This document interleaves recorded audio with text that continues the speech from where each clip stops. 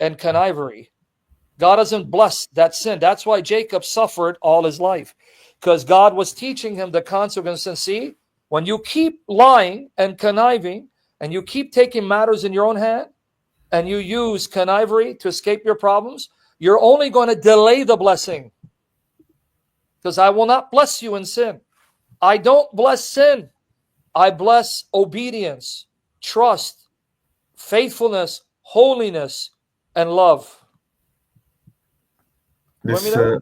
yeah, this also does this also count for good things? It does, right? Say it again. So let's say you do good things. God gives you these good things in your life too, right? Well, it Because, depends on what. No, no. You have a wrong view of God. oh, Jesus did good things and they spit on him, beat him, and killed him. mm, Come on, brothers. Stop the hashish, brother. Stuck for Allah. No hashish. It's getting to the brain. No. And it depends on why you do things. Are you doing good things because you want praise of man? You want good things so people think you're a great Christian? Or are you doing good things because you want something from God? If that's your motive, then your heart is corrupt. okay. No, I do good things to show my love for God. Do good things to show my trust in God. I do good things because I want to thank God for what he's already done for me and who he is. Not God, hey, I'll do this if you give me this. That's like you're making a bargain with God. Mm, That's sin, that's wickedness. okay. That's the very sin that Satan accused Job. The reason why he loves you and does what you tell him, because of the things you've given him. So you're falling for Satan's trap. Are you with me there? Mm-hmm. Okay, now that we got it, okay, so what's the God telling him? Stop. You got to face your problems. Let me go. Daybreak. See, he says, let me go. Don't, I will not let you go unless you bless me. So here, Jacob is fighting and wrestling and struggling all night. That means he's sweating. He's getting tired. He's getting fatigued. He's getting physically hurt, but I won't let go. No, no, you're good. And he learned the lesson. And then he says this. So he said to him, what is your name? And he said, Jacob. Then he said, your name shall no longer be Jacob, but Israel. For you have served with God and with men and prevailed. Now watch. Jacob, the name means deceiver. He goes, Jacob, you will no longer be known as the deceiver because I've come to change your character. Your name, Israel, means he who wrestled with God and men, struggled with God and men, and overcame his adversity in order to now conquer and rule. You will now be known as the one who has conquered in order to gain the right to rule. But now notice what he said. He goes, because you wrestled, you've striven, you've struggled with God and men, and you overcame, you didn't give up. When did he wrestle with God and men and win?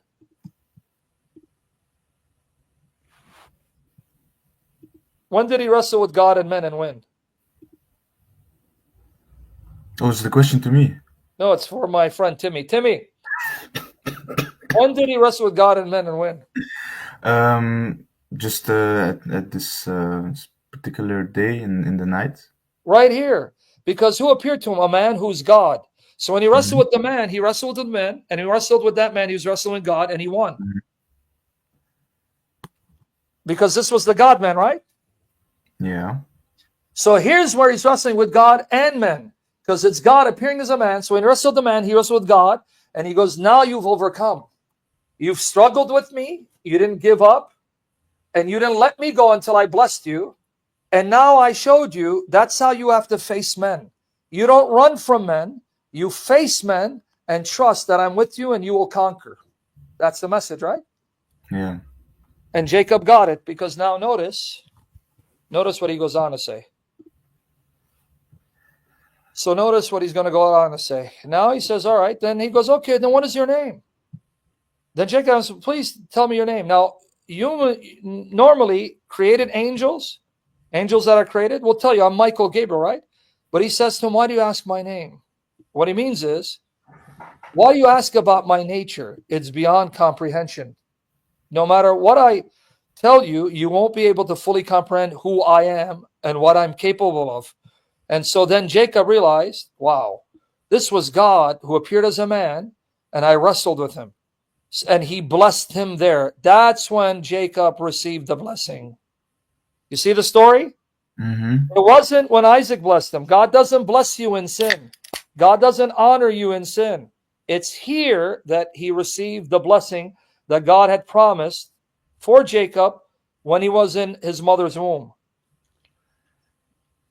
Everyone got it before I move on? Because I want to make sure everyone else is getting this. And then he realizes who the man is. So Jacob named the place Peniel. Peniel means face of God. Pani, Il, the face of Il. For he said, I have seen God face to face, yet my life has been delivered. Now, which person of the Godhead did he wrestle? Jesus. Yes, but how do we know? Because now I'm going to show you the parallel. You ready? Hosea 12, 2-5 mentions this wrestling match. Hosea 12, 2-5. Notice, who is the God that appeared as a man that wrestled with him? Who is the God that appeared as a man that wrestled with him? Right here. Hosea 12, 2-5. And Yahweh has a contention with Judah and will punish Jacob according to his ways. Oops, I got to charge the computer. Okay, hold on. Damn it. It's not. Okay. Okay. He will cause everything to return to him according to his deeds. In the womb, he took his brother heel. See, this is now referring to Genesis 25. If you guys read Genesis 25, 24-26, it says they were twins. And when Esau came out, Jacob came out grabbing his heel. So it's not about Jacob coming out of the womb, right? Now watch here. And in his maturity, he wrestled with God. Okay, where do we just read that he wrestled with God? Genesis 32, right? Right? Mm-hmm. Okay, but who's the God he wrestled with right here? He wrestled with the angel and prevailed. It was the angel who is the God that appeared as a man. Now watch. Notice the name of the angel. He wept and sought his favor. Whose favor? The angel's favor. He found him, the angel, at Bethel. There he spoke with us, even Yahweh, the God of hosts. Yahweh is his name of remembrance. So notice, the angel is the God that he met and wrestled with. The angel is the God that he saw at Bethel. And the angel's name is Yahweh, the God of hosts.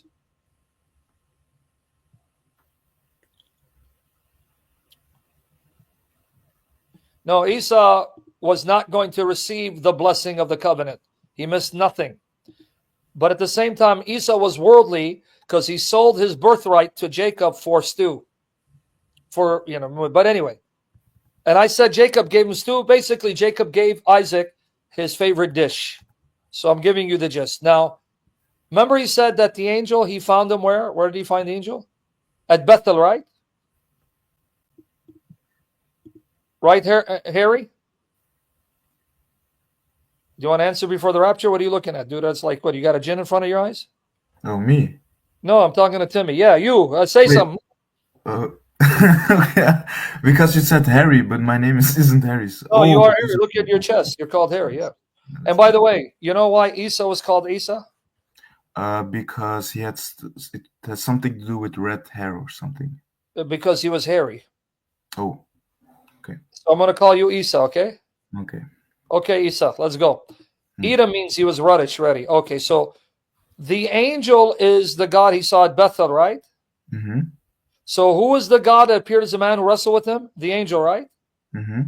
That's the one who becomes Jesus Christ. Now he says he saw the angel at Bethel, right? Yeah. Now watch here. You ready? And then we'll go to your next question, because I've done a lot of sessions on these. Genesis 31, 10 and 13. Now remind me of God's love. Remind me of God's love for Leah, because she was not loved by Jacob. Watch how God honors her and heals her broken heart. Now watch here. Now it happened, Genesis 31, 10 and 13, at the time when the flock were mating, Jacob speaking, I lifted up my eyes and saw in a dream, and behold, the male goats which were mating were striped, speckled, and mottled. Now notice, this is before Genesis 32, right? Mm-hmm. Now notice the animals that are mating, having sex. They were the male goats, they were mating, that had stripes on them, right? They had speckles on them, mottled, right? Mm-hmm. Why? Here's the answer. Then the angel of God said to me in a dream. Now, who appeared to him? The angel of God. The same angel that appeared as a man, who's the God he wrestled with later, right? Mm-hmm. Jacob. And I said, here I am. He said, lift up now your eyes and see that all the male goats which are mating are striped, speckled, and mottled. For I've seen all that Laban has been doing to you. Now notice the beauty of God. Guys, you need to listen. The beauty of God, the mercy of God, the compassion of God, and the knowledge of God. The angel is saying, notice, Jacob, only the goats that are striped, speckled, mottled are mating, because I've seen what Laban is doing to you. I see that Laban is lying to you and oppressing you. Why? Because Laban said to Jacob, any of the cattle that has stripes, speckles, and mots, it's mottled, will be yours. Which means he's going to rob him, because what are the chances of goats coming out with spots and speckles? So he's trying to cheat him, right? Yeah. But what did Jesus do? Look what he did. He goes, I prevented the goats that had no stripes or speckles and were not mottled from mating, and I'm the one who caused only the striped, speckled, mottled goats to mate, because now that will increase the percentage of goats that will come out with stripes, speckled, mottled, increasing your portion, because I love you and I see what he's doing to you and I've come to fight for you. But you understand, that shows you that Jesus, the angel of the Lord, knows genetics. And he's in control of all life. He's the one controlling which of the cattle will mate and which will not. Do you see the love of God and the mercy of God and the knowledge of God and the glory of God? And this is Jesus, right? Yeah. You guys are catching it, or did you guys go to sleep? Are you seeing here? And look what he says, why he's doing it. Because if you're at Genesis 28, 10 to 22, there Jacob sees a ladder and he sees Yahweh God on top. And Yahweh tells him, I am with you and I will deliver you and I'll protect you like I protected your fathers, Abraham, Isaac. And then Jacob woke up and said, surely God is in this place. This is the gate of heaven. And he called it Bethel. And then he made a vow to God. He goes, God, if you bring me safely back to my father's home, I will give you a 10% of all I have, and you'll be my God. So when he made that bargain with God, look what the angel says. See, an angel speaking, right? Angel of God. That was in Genesis 28, 12 to 22. I am the God of Bethel. You remember, Jacob, when you saw a dream, you saw God on the ladder? You called that place Bethel because Bethel means the house of God. Bethel, house of God. I am the God of the house of God, where you anointed a pillar and where you made a vow to me. You remember you made a vow to me that if I protect you and bring you safely, then you'll make me your God? Well, here I am, because I want to be your God. Here I am, because I want to save you. Here I am, because I love you. And here I am, because I don't want you to have any other God but me. So I'm now living up to my bargain. I am protecting you. So now you have to stay faithful and you worship me alone as your God. I am the God of Bethel, where you anointed a pillar, where you made a vow to me. Now arise, leave this land, and return to the land of your kin. So he's saying, remember that vow, Jacob? And I did a lot of series, guys. Go to my YouTube channel, put in Angel of God. I went through all these passages, hours of teaching. So that's why I'm rushing through it. But also, take enough time to unpack it. So the angel is saying, I heard your vow to me. You told me if I protect you and care for you and fight for you, you'll make me your God and me alone, and you'll worship no one. And I love you so much that I care for you and I want you to know me, because I'm the only God who can save. So I'm fighting for you. Now you're going to have to remain faithful to me. But this is the angel, right? Mm-hmm. I am the God of Bethel. That's the same angel appeared as a man whom he wrestled, right? Yeah. And the one he said that this is God. I've seen God face to face, right? Mm-hmm. Because here he saw him in a dream. But in Genesis 32, he saw him in real life, not in a dream. He showed up in real life. Yeah. Do you see the difference? Uh-huh. So he's saying, I seen him in a dream, but now I see him in real time, appearing in a human body. A human body so real that I can touch it and feel it, and it can actually physically, touch me and harm me. Wow, I actually saw God in real time, not just in a dream. But here was a dream. You see who appeared to him, guys? Can I watch, everyone? And then on top of that, if you still don't think this angel is God, not a creature who becomes Jesus, who's not the Father because he's the angel of the Father, when he blesses his grandchildren, Ephraim and Manasseh, look who he prays to. And he blessed Joseph and said, Genesis 48, 15, 16, may the God before whom my fathers Abraham, Isaac walked, notice, the God who has been my shepherd throughout my life to this day, the angel who has redeemed me from all life, bless the boys. Notice who the God of Abraham, Isaac, and Jacob is. It's the angel. So he's praying to the angel. He's saying, this angel is the God of my fathers, Abraham, Isaac, and they walked before him and obeyed him. This angel's the God who's been overseeing my life, protecting me. This angel's the God who's redeemed me from all evil. And now this is the angel who's the God who will bless my grandchildren. Right? So did you get your answer? Yeah. The thing is, I go to Bible study, and my teacher said that this was not literally. He said he was struggling his whole life, but I knew that wasn't the answer. Yeah, say, my Bible teacher, take a vacation to Honolulu, stop teaching. You see again, guys? You got some misfit who's teaching the Bible in Orthodox Church who shouldn't be teaching. You see that? So who is this? This is Jesus. Yeah. And he's appearing he didn't become man. He didn't take on a second nature. He appeared in a human body, but that body's so real, he can eat it and you can touch it. Telling Jacob, enough. But this is also a message to all of us. What's the message? The message is the life of Christianity is a life of pain and sacrifice. Don't think you're going to have it easy. This is why Jesus said, carry your cross and follow me and deny yourself. Because this life you will suffer. But if you suffer for me, I promise you, you won't do it alone. I'll be with you. I'll give you the power to endure until you enter rest where you suffer no more. That's what he's teaching him. Jacob, enough. Jacob, stop. Jacob, stop running.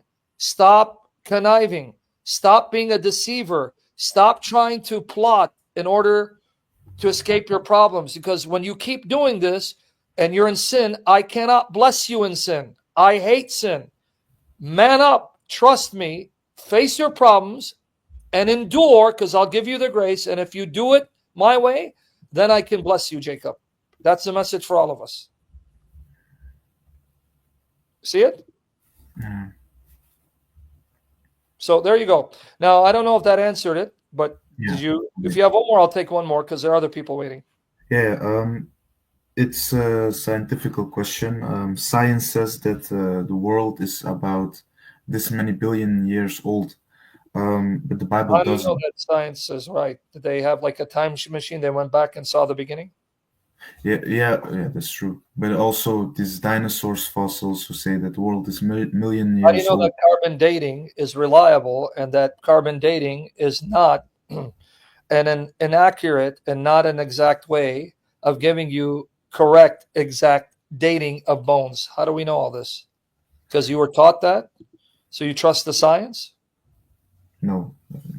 So that's why I say, how do you know that? Because the fact is, there are many scientists and there are many channels like Standing for Truth who will show you that carbon dating is not the best way to measure time because it has mistakes. In fact, there are YouTube channels that will show you where they actually dated living things that are still alive, but the carbon dating showed those things were thousands of years old, but they're alive, showing you a mismatch.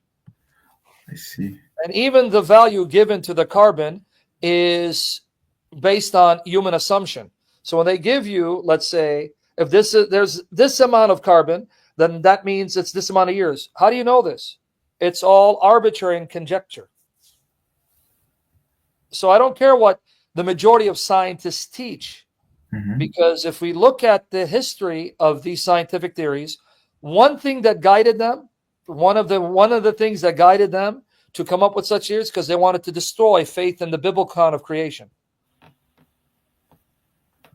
So if an atheist came to you and he said, the world is this many billions years of I would age, say to them, so you admit that God created this world billions of years ago? okay, I see, okay. So why am I going to argue with an atheist about the age of the earth when he doesn't believe there's a creator who created the earth? So why don't I get into, so wait, this earth that's billions of years, God created it? So can we agree at least there's a God? If not, then don't waste my time about the age of the earth, because first, let's argue the existence of God. And once I show you God exists, and the God that exists is the God revealed in Jesus, and that Jesus left the tomb empty, rose from the dead, a fact of history, and that Jesus tells me Genesis is true history, that means your scientific theories go out the window. You see how it works? Yeah. I don't argue the age of the earth. Let's first see God exists. Then let's see which God exists. The God revealed in Jesus exists. And that God revealed in Jesus raised Jesus immortal, Jesus alive. So now who should I trust? Jesus, who died and rose again as a fact of history, who's alive, and who tells me Genesis is history, trusted? Or your scientists who are coming up with theories based on fallible, imperfect observations, because they can't go back in time and tell me how old the earth is. These are all guesstimates based on what we call assumptions, some of which were developed to attack faith in the Bible. All of them will be worm food while Jesus is alive. I think I'll put my money on the one who's alive, not the one who's dead. Yeah, definitely. Yeah. Right? That's how I deal with it. I don't go into, so why are you wasting my time on the age of the earth, dude? You don't even believe that God created the universe. Let's talk about the most important things. Does God exist? Yeah. And there are a lot of websites and YouTube channels that are bona fide scientists or experts in science that have studied the scientific facts and demolish the theory of macroevolution. There's a lot of them. Standing for Truth, whom I was supposed to bring on to give a presentation on how the facts of science destroy evolution. But because of my schedule, it didn't happen here. Or even the Colby Center. Let me show it to you. Brother, don't buy into this stuff. It's sadly that this is the view that dominates schools. It's like if you talk about creationism or intelligent design, they'll say that's religion and they'll throw you out of school. But then they'll talk about evolution. In fact, you know what? According to macroevolutionary theory, they believe that you pretty much come what they call cosmic soup.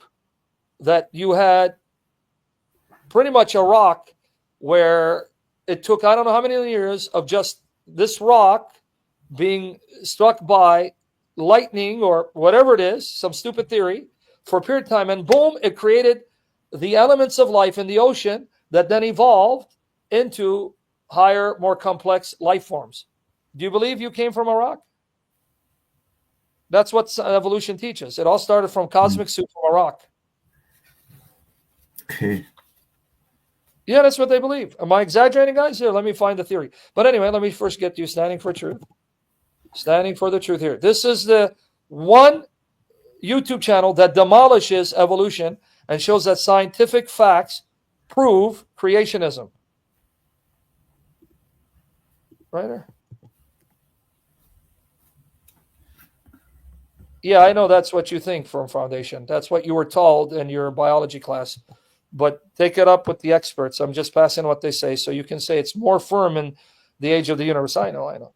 Yeah, I know. It's more firm. That's why you have to then allegorize Genesis, because your radiocarbon dating is more firm than Jesus' resurrection and confirming Genesis as history. Yeah, your foundation is very firm, like the rock in the cosmic soup. Anyway, yeah, here, let me show you. Problem, carbon dating. I know. You're right, brother. Firm. Your foundation is very firm. It's as firm as sinking sand. The real truth about carbon dating. Yeah, no. Radiometric dating destroyed. You see that, guys? Yeah. Very firm. Yeah, very firm as sinking sand. Very firm. See that? Does radiometric dating, the heat problem, debunk young Earth creation? Carbon-14 and missing isotopes. You see, they've done their homework. But no, see, only these guys are intelligent. These other guys are stupid. Yeah. Take it up with them, brother. All right, now let me get you the Colby setter. So you got the link, right? I sent it to you? Uh-huh. All right. Okay. Everyone else got the link? Let me send it to you if I didn't. Yeah, anyway, like I said, take it up with these experts. They're the ones who are masters in this field. My field is different, but again, I take what Jesus said about Genesis, not your radiocarbon dating. You can stick it where the sun don't shine. And if you want to call me anti-intellectual, I'd rather stand before Jesus being an anti-intellectual than being wise and in my wisdom ending up being destroyed by God, because it says God destroyed the wisdom of this age. 1 Corinthians 1, 18 to 29. 1 Corinthians 3, 18 to 20. So keeping wise in the eyes of the world, see how far that gets you when you stand before Christ. Oh, yeah, carbon dating proves it. Oh, who establishes it? Yeah. And Muhammad was a prophet. And Aisha was mature, playing with dolls. Yeah, no, there you go. This one here too. You ready? This is actually Catholic creationists, devout Catholics who argue from scientific facts, destroying the lies that firm foundation inherited. But he can keep believing in his fantasy world. All right, you got the links? So that was it, brother? So move on to the next losers? Yeah, of course, but I would just had this last question. Is there any websites or books you recommend reading or visiting in You mean regards apart to from which one? On what issue? good question. On what issue? You mean apart from all these YouTube channels that's free, that you want to go buy books and all these websites? Why don't you just go read what's already online for free and watch the YouTube sessions like here on evolution of restorationism, these links that I gave you and what we have, and that's all you're going to need, brother. Okay, perfect. And tell your guy who's teaching, the guy who's teaching at the Bible study, what is he, a priest? It's a female, and she's just. Wait, how old is she, brother? How old is she? She's 28, 29. So a 28-year-old young woman being allowed by the bishop to teach when she doesn't know much about the Bible? It's a priest. It's in a Protestant church. Yeah. Oh, dude, you're going to a liberal Protestant church with a female priest? Yes, Yeah, I they don't. don't use the No Bible. female priest. No female priest. The teacher is female.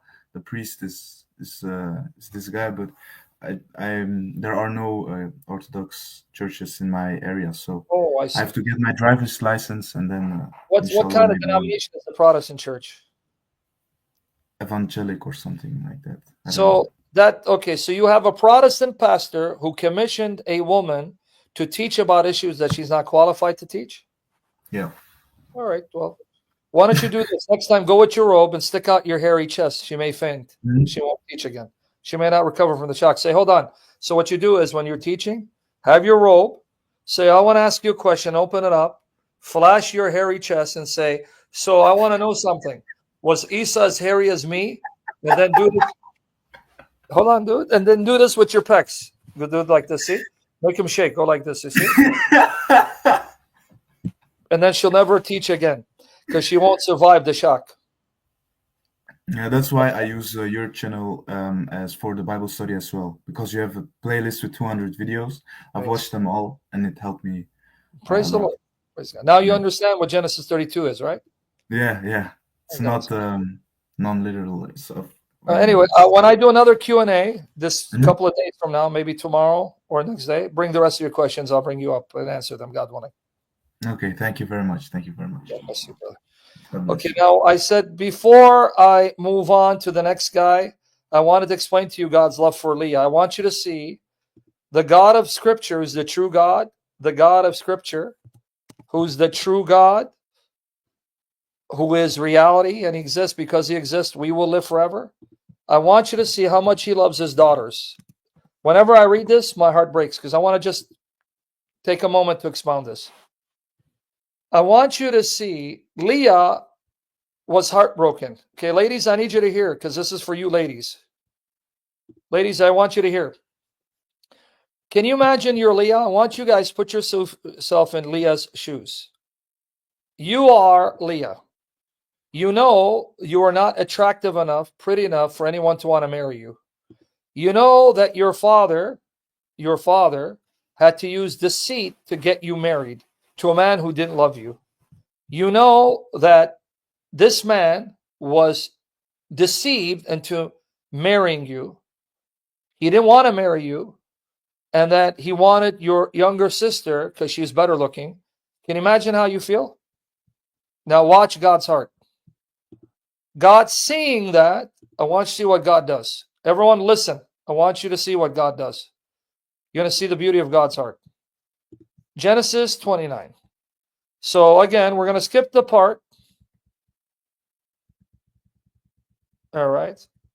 Where he deceives her. Now, deceives him. And we're going to get there. Now watch here. Watch here. Laban also gave his servant one Bilhah to his daughter Rachel as her servant. So Jacob went into Rachel also. And indeed, he loved Rachel more than Leah. And he served with Laban for another 7 years. Now you caught it? Now watch the heart of our God. Look, watch the heart of our God. And Yahweh saw that Leah was unloved. You see, look at how fair God is. And he opened her womb. But Rachel was barren. See what God did? He's in control of life and death. He made sure Leah got pregnant because she would now have the firstborn son. And Jacob, whether you like it or not, had to honor the firstborn son and give him the right of the firstborn. But Rachel was barren. So Leah conceived and bore a son, named him Reuben. Now look at her heart. For she said, because Yahweh has seen my affliction, surely now my husband loved me. You see it? See the heart of our God? Right? Now Yahweh will surely, my husband will surely love me. Then she conceived again. Notice, she's the one giving babies to Jacob and bore a son and said, because Yahweh has heard that I'm unloved, he has therefore given me this son also. So she named him Simeon. Now watch here. And she conceived again and bore a son and said, now this time my husband will be joined to me because I have borne him 3 sons. Therefore he was named Levi. And she conceived again and bore a son and said, this time I will praise Yahweh. Therefore she named him Judah. Then she stopped bearing. You see, this is the part that breaks me. For she said, because Yahweh has seen my affliction, surely now my husband will love me. And then this here, because Yahweh has heard that I am unloved. See the heart of God? This is the heart of God. You see how beautiful he is? He saw Leah heartbroken because she knew that if it was up to Jacob, he would never marry her. And she knew that her father had to take matters into his own hand to get his daughter married because no one was marrying her. And can you imagine the heartache that Leah felt? James, if I have to explain about Rachel, I'm going to have to get my dog to piss on you, right? Because you're one stupid, dumb bastard if you do not know Genesis 29 and 30. He made sure Jacob was now attached to Leah. Later on, Rachel gives birth to 2 sons, the last of which caused her to die from the labor pains. But even then, you're going to see why God does that. Stupid, dumb bastard. You see that Jacob loves Rachel, doesn't like Leah. What about Rachel? What about your mother? I know she's the favorite of the Shia in Iran. But what about your mother's sister? Tell your mother to give her sister a break so that the Shia can take shots at her too. You selfish little pig. Stupid, not you. Dumb bastards, they ask stupid questions. And you wonder why I'm so happy and I curse people and People say I'm politically incorrect and they don't see Jesus in me. I pray Jesus has mercy on me. Lord, I don't know how you put up with us, especially me. Okay, so you see it, right? Now, one thing about these verses I want to show you, how other translations render them.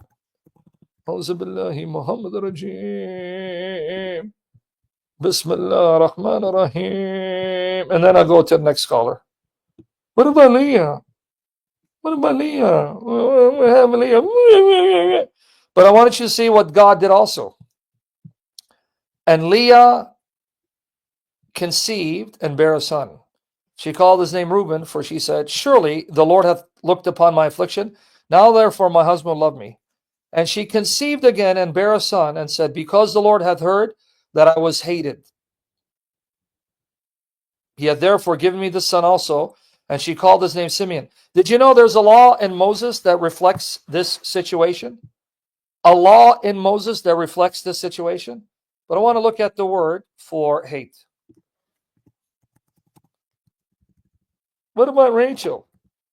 What about your aunt? Your mother's taking all the attention from the Shia. Tell your mother to give her sister a little attention from the Shia, dude. You're worried about Rachel, as if you're so high and mighty. What about poor Rachel? All right, here.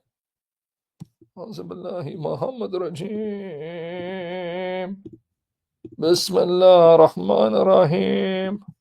So right here. She conceived again and bore a son and said, because has heard Yahweh that I'm unloved. Shenua. Shenua. Right? To hate. Or sinu, I'm sorry. To detest, to be hostile to. It's a strong word. To hate, to detest. You see that? To hate, to detest. To hate, to detest. Right? Okay. Now, let me show you the law that was codified later by Moses that reflects this situation. The law that was codified by Moses that reflects this situation. You ready? All right, you guys ready? Are you ready, mister? Here it is. Deuteronomy 21, 15 to 17. If a man has two wives,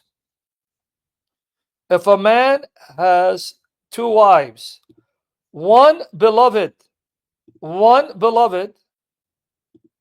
and another hated, and they have borne him children, both the beloved and hated. Now, here you got to be careful, biblical language. To hate doesn't mean not to love. It means to love less.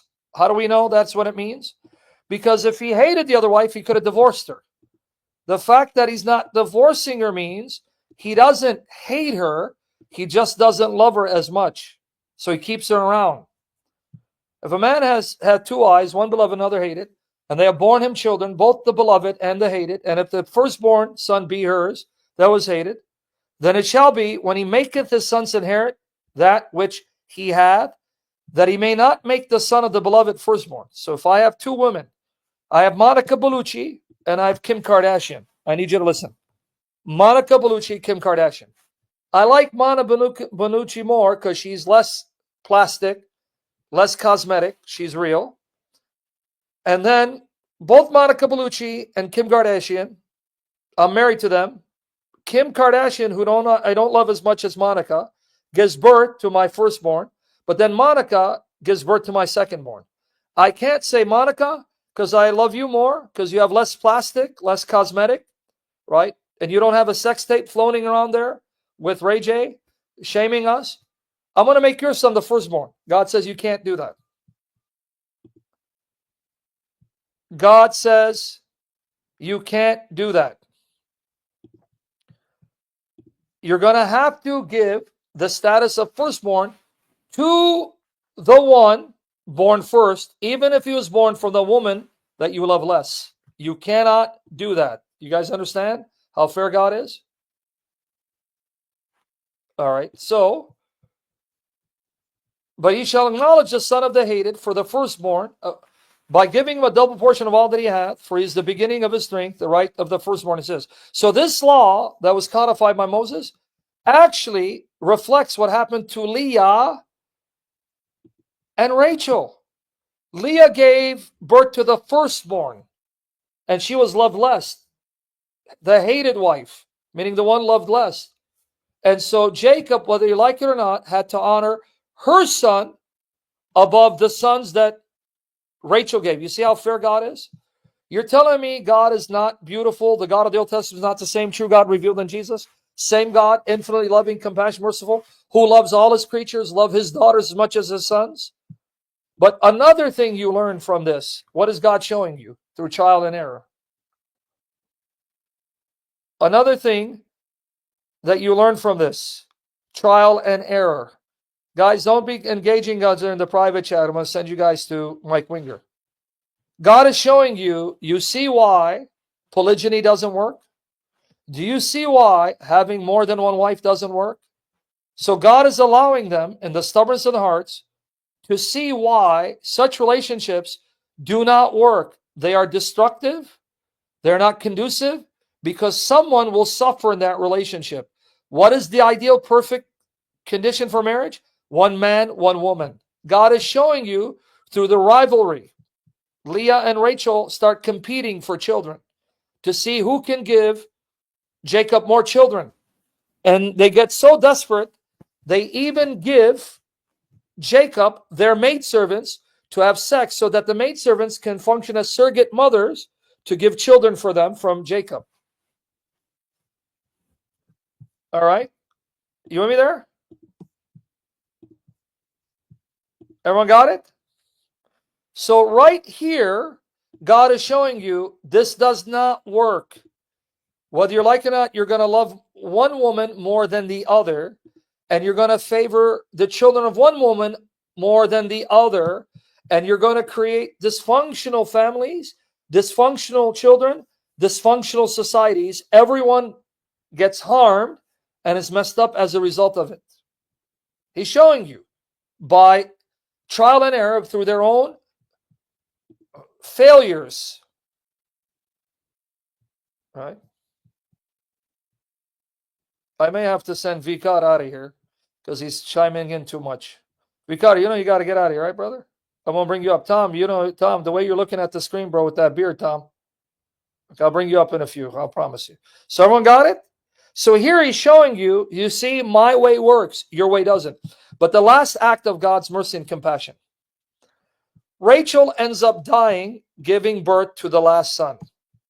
Benoni, which changed to Benjamin. From the pangs of birthing, the labor pains was such, she died. You know what that meant? That meant whether Jacob liked it or not, he would now have to grow old with the woman he loved less, the woman he did not love and didn't want to have, and now he must cling to her and become one flesh for her because that's the only wife he has till he dies. See what God did? See the love of God? Rachel moves on. Her soul leaves her body, enters the realm of the dead in peace. And on earth, Jacob is now stuck with one wife. He clings to her, the only wife, and he has no choice but to love her fully and completely because there is no second wife to compete with. See what God did? This is the heart of God. Antonio, you're not connected. Ilya, what's your background, dude? You're outside in the dark. I can't hear you. Ilya, What's up? what's up? You tell me. I'm agnostic, yeah. What's going on? Hmm? What's going on? What? You're here to ask questions. What? You want to pose? Yeah, Look at I'm me here. agnostic. I'm agnostic. I was just Okay, well, recently I've been looking into religion and just Christianity mostly and stumbled on your channel I'm sorry to hear and that. yeah, I mean first couple questions also I first had in mind is what is the purpose of life? Like there are like a lot of questions that you were answering about like many other things, but Purpose of just life. outside of the Bible. The purpose of life. Yes. Why are we on this? Why are you on Earth? Why am I on Earth? What's the The purpose of Bible life? tells you you're created to know God and be known by Him and be flooded in His love and peace and joy forever. Mm.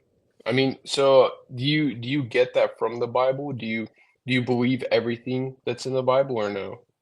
No, I only believe the things I like because it's up to me to edit it. Yeah, so I don't like this, I like that. Mike Finger's probably going to have a visit with you, brother. Don't ask me these silly questions. I If mean, I I do have a bone to pick with you, bro. if I don't accept the Bible as it's been revealed, provided I understand it correctly, then I'm becoming my own God, determining which parts of the Bible I like. So I'm telling God, get off the throne, because I'm going to sit on the throne and determine which parts of your book I like, which parts of your book I dislike. I become the standard. Then I'm not a Christian. I'm a Satanist. I end up doing what the serpent told Adam and Eve. You shall be like God, knowing good and evil, being my own God, which is what Satanism is. You become your own standard. You become your own judge. You determine what is true, what is not true. And if you don't like something, you discard it. So you become the center of your own universe. That's out of Satanism. And that means I'm not a Christian.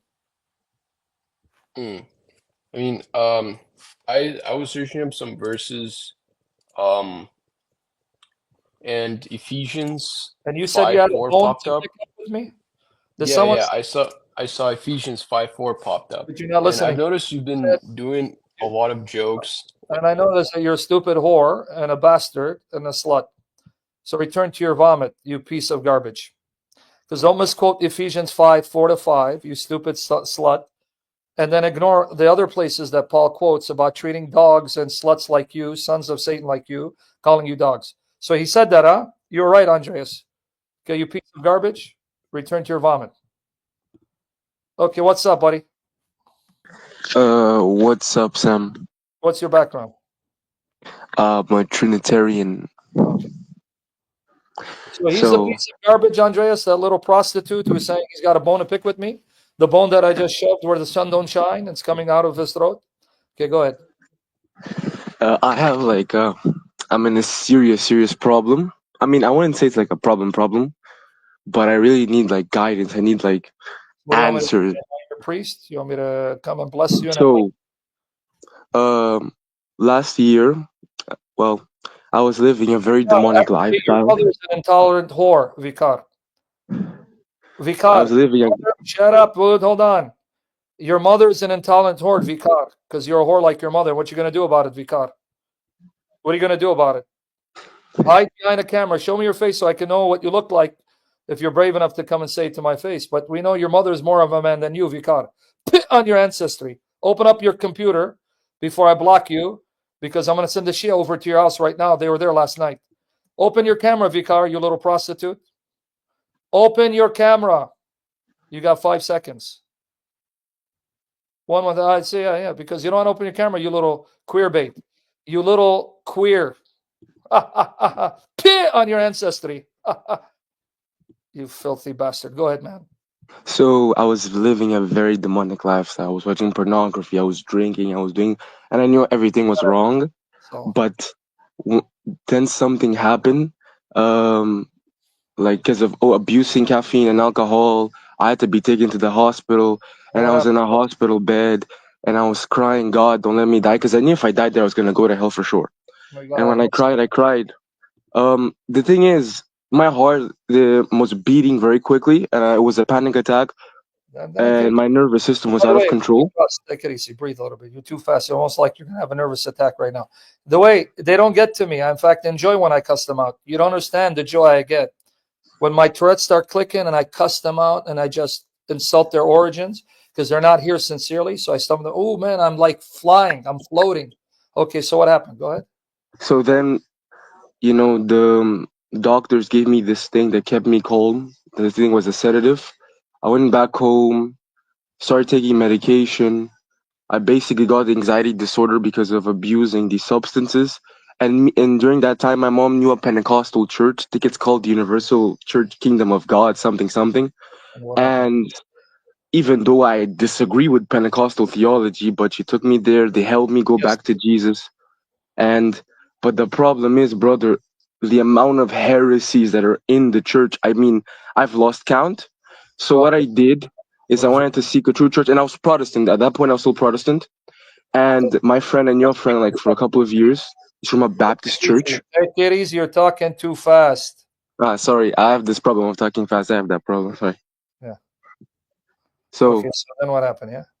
yeah, so he took me to this like Baptist church, And I mean, I love the church meetings because it was way different. Because in this Pentecostal church, they, as much as they preach Christ, they only care about taking money from the people. They make up these traditions, baptism of the Holy Spirit, and but they find ways to take money from people using the Bible, and I just couldn't take it anymore. So I went to this Baptist church, and I loved it. It was simple. I even talked to the pastor. What should I do? He told me to not like disappear from the Pentecostal church. He told me to leave gradually and then tell them. You guys think he'll ever get to his question? What do you think? I bet you he's still talking right now. In fact, I'm going to let him stay there. I bet you if I bring him up, he's still talking. Do you think he'll ever ask his question? Let me see. It's right now 3:11 a.m. I bet you if I let him there for 20 more minutes, he'll still be talking. I'm still waiting for the question. Go ahead, brother. Go ahead. Get to your question. Catherine, what's your background? Hi, Sam. I've been a Protestant for like 16 years, but last year I got baptized into the Orthodox Church. Okay, good now. Sorry, I'm a bit sick and I'm with the flu. So I wanted to ask you if from the church fathers, because I haven't come to any. When do you think did the guardian angels started? Guardian angels? What do you mean when they started? I mean, because Jesus said that the guardian angels of these little ones, they see the Father in heaven. But I mean, when did God started to give people guardian angels? When do you think, or The moment when they needed them. The moment they needed them. Hmm. So when do you think they needed them? I think since with Cain and Abel, they needed So them, kind of right? when? Since when? Since Adam and Eve left the garden with Cain and Yes. Abel when So they gave their children. you need guardian angels the moment you are in trouble and you're in sin and you need protection from demonic forces. Yeah. You got it, brother. And another question. Yes. For example, at Genesis 6, we see the angels that sinned. And then at Jesus, at Peter says that they were chained. But You're what? at Jesus, we see the angels that sinned with the daughters of men. Yeah, Genesis 6:2-4, right? Yeah, and then at Peter, we read that they were chained. Yeah, when were they chained? Maybe right after they did that sin, because After also the flood, Jesus. right? Yes, Yeah, 2 Peter I 2:4. yeah, And Jude yeah. chapter 1, verse 6. Yes, they were chained right after the flood. Okay. What about it? Okay, because I was thinking because when Jesus came, they were also demons, that they had demonized people. So my thought was the ones that sinned, they were chained, and the others that didn't dare to do that sin, they were left, how to say, to roam over the earth. So I can understand what you're saying. The evil spirits that did not have sex with human daughters, Yes, they were left on earth, but the evil spirits that slept with human daughters, they were chained. Is that what you're saying? yes. Yeah, of course, because if they were all chained, then you cannot have Satan and demonic powers operating during the Old Testament during the time of Christ. Yes, not everyone is Okay, chained, okay, right? got it. Yes. And the last question. Yes, Uh, advance. is there, because I've been reading lately about the 3 days that Jesus went to Hades, Yes. because I find it's a very powerful part of our faith. I've read actually from the Orthodox Church a gospel, but I don't remember its name. I would like to ask because I'm new also into Orthodox faith. How accurate is that gospel? Which I'm not Orthodox sure what gospel? gospel was it. Which Gospel, Orthodox not gospel? Eastern Orthodox. You read the gospel of the Orthodox? This is in the No, same no. gospel. Yeah, I didn't hear it. It's a gospel that is not part of the four Gospels, but I What's the forgot name? its name. So I'm Yeah, that I'm gonna there comment. is I'm gonna comment on a gospel that I don't know the name of it.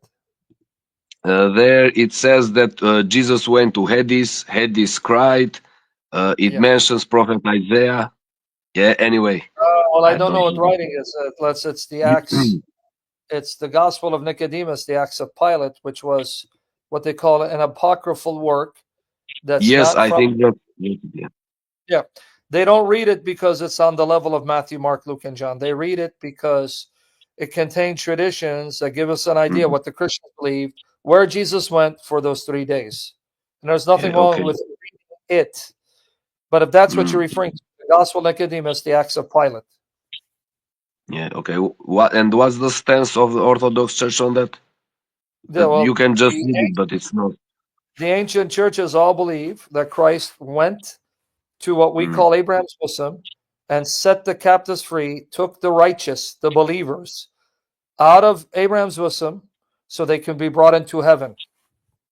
mm, okay. That's the belief. That's why he went there, to proclaim victory and to set the captives free, taking all the saints who were there in peace, awaiting the descent of the Lord, to take their souls to be in heaven with the angels and God the Father.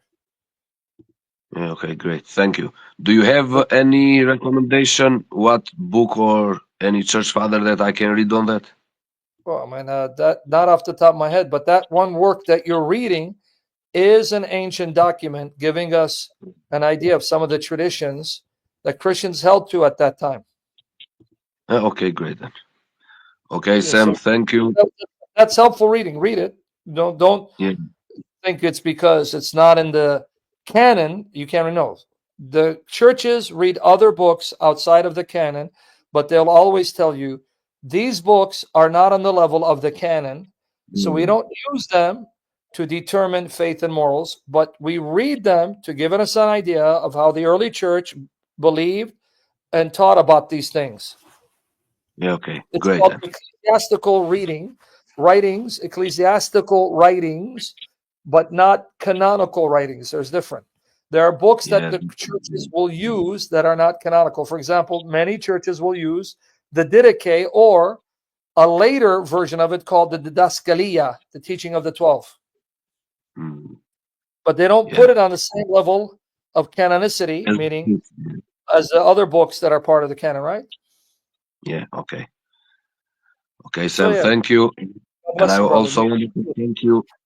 I also wanted to thank you for my conversion into Orthodoxy, that you opened my eyes with many videos.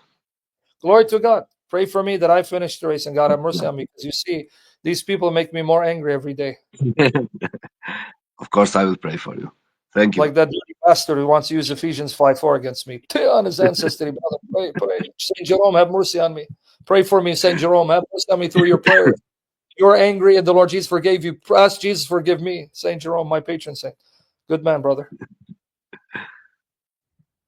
Laugh at my pain. It's okay. I'll forgive you. God bless you, brother. No. See you. Bye. Bye-bye. Okay, guys, you want me to go? I have a few more people on lineup. Hey, where's that bastard that was thinking he's going to use Ephesians 5:4 against me? He's got a bone to pick. Well, how does that bone feel when it went up your arse and through your mouth? You dirty little monkey. Antonio, what's your background? Hello, can you hear me?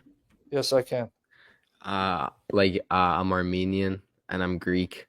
No And I way. want- And then also it's like inch puses. All right, but good, yeah. Yeah, but do you want to know my beliefs or what's Well, if next? you're Greek and you're Armenian, I'm hoping you're Christian and not Buddhist. Of course I'm Christian, you know. Okay, so what's the questions you have? So I had a couple questions. My first question was, what's your opinion on like the King James Version Bible and like that basically the genealogy of the Bible in general? If you understand Elizabethan English, then King James Bible was going to help you in many ways, as well as the Douay-Rheims, because that's a translation of the Latin Vulgate. So, but they're written in Elizabethan English. If your English is good and you can read and understand, then stick with those. But can you read and understand? But you need the Deuterochronicles as well. So the original King James had the Deuterocanonicals. Not that's a 1611 version, correct? Or Yes. is it before that? Yes, 1611 all the way up into 1880s had the Deuterocanonicals. They called it the Apocrypha, but it was part